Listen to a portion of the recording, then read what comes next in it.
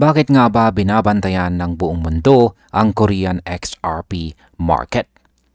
Yan, sa crypto market, kilala ang South Korea sa kanilang mabilis na galaw at kadalasan nagiging trigger para sa global momentum. Kamakailan may napansin po na surge sa demand para kay XRP sa Korea at nagbigay po ito ng bagong interest sa mga traders sa buong mundo. Hindi lamang po basta curiosity dahil nakikita nila ang Korean order books bilang indicator ng possible short-term rally.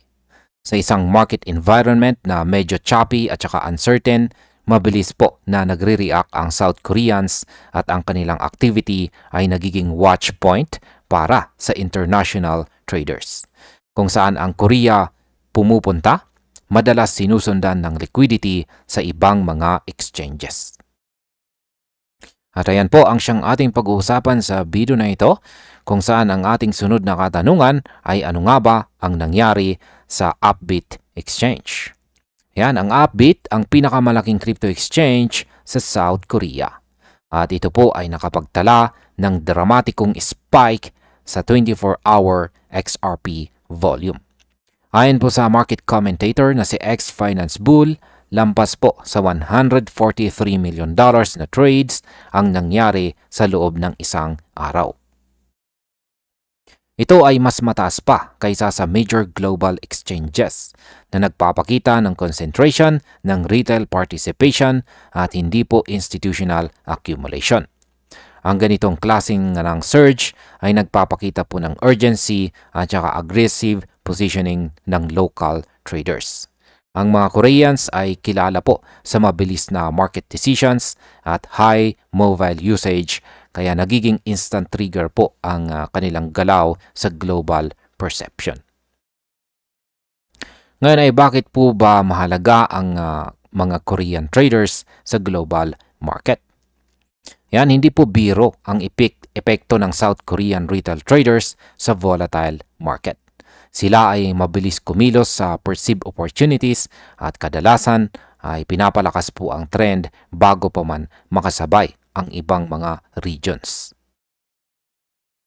Ang kanilang culture, local interest sa crypto at fast decision-making habits ang siyang nagpapalakas ng price swings. Kapag active po ang mga Korean traders sa isang asset tulad ng XRP, ang global market ay nagiging sensitibo sa galaw ng regional liquidity. Kaya kahit maliit po ang market share globally, ang timing at concentration ng trades ay kayang baguhin ang momentum sa short term. Ngayon ay ano naman po ang indikasyon ng kasalukuyang surge? Ang latest po na surge sa Korea ay malinaw na sinyales ng urgency sa market. Ang aggressive buying behavior sa gitna po ng choppy global environment ay tumutugma sa mga nakaraang episodes kung saan ang Korean demand ay nauunang rally sa major assets. Kapag isang regional exchange ang namumuno sa global volume, nagiging visible po ang liquidity shift sa ibang platforms. Ito rin ang nagpapakita na may psychological factor na kapag nakakita ng rapid buying, nagkakaroon po ng FOMO effect sa ibang mga traders sa ibang bansa. Sa madaling salita, ang Korea po ay nagsusulat ng unang chapter ng posibleng global price story or kwento ni XRP. Ngayon ay ano naman po ang epekto sa presyo at saka market structure? Yan, dapat malinaw. Ang large inflows sa isang exchange ay hindi po garantiyang sustained rally. Ang thin books sa international platforms ay pwede pong mag-create ng short-term gaps at saka fast reversals. Pero kapag persistent po ang demand kay Upbit, tumataas po ang chance na mag-overspill or mag-spill over sa ibang mga leading exchanges. Ang shift na ito ay maaari pong mag-strengthen ng short-term outlook ni XRP globally. Kung magpapatuloy po ang accumulation, magkakaroon ng broader market reaction na mas malakas kaysa sa typical local spike. Kaya ang observation po sa Korean wallets at inflows ay napaka-critical na indicator. Ngayon ay ano po ang potensyal na risk ng Korean-driven surge? Ang retail-driven surges ay may inherent risk. Kapag bumalik po ang selling pressure sa non-Korean exchanges, mabilis ding mawala ang momentum. Ang mga traders ay dapat pong bantayan ang Korean wallet inflows, pagbabago sa upbeat dominance, at saka early signs ng arbitrage pressure. Isa pong malaking drop sa regional activity ay kayang tapusin ang rally kasing bilis ng simula po nito. Kaya ang volatility ay double-edged sword. May potential upside pero may rapid downside. Kaya ang risk management at constant monitoring ay mandatory para sa mga traders na sumusubaybay sa Korean market. Ngayon ay ano naman po ang susunod na posibleng galaw ng XRP? Ang kasalukuyang trend ay nagpapakita po na ang mga Korean traders ay nagiging major force sa market cycle na ito. Ang kanilang aggressive positioning sa volatile period ay nagpapalakas po ng global narrative ng resilience ng XRP. Kung tularan po ng ibang mga regions ang enthusiasm ng Korea, may posibilidad na mas lumakas po ang momentum. Dito makikita ang importance ng cross-exchange liquidity at collective market sentiment.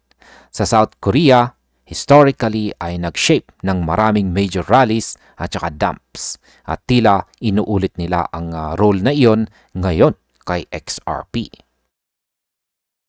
At bilang panghuli ay ano naman ang aking masasabi tungkol dito? Yan, bilang mga traders at saka investors, dapat po nating obserbahan ang regional volume at saka liquidity shift. Hindi po sapat ang tingin sa single market. Dapat tingnan po natin ang interaction ng Korean inflows sa global order books. Kung masustain po ang demand, posibleng magbukas ito ng mas malakas na short-term phase. Sa XRP po ay resilient sa support levels. At kapag lumipat ang liquidity globally, ang wave na ito ay pwede pong ma-convert sa mas malaking trend. Sa ngayon, lahat po ng mata ay nakatutok sa bansang Korea or sa Korea at sa kanilang aggressive retail buying bilang leading signal para sa susunod na rally ni XRP. Yan. Ang tindi po dito ng mga sinabi ni ex-finance bull. Just in, South Koreans are panic buying XRP in this choppy market and it's not subtle. Yan, nagpapanik daw yung mga South Koreans. Nagpapanik samantalang tayo ay natatakot. Yan, nanginginig sa takot dahil sa pagbagsak ng presyo ng XRP. Pero dito sa South Korea, nagpapanik buying sila. Kaya yan, sobrang tindi ng mga Koreano. At hanggang dito na lamang po tayo sa video na ito mga ka-crypto. Maraming salamat sa panonood.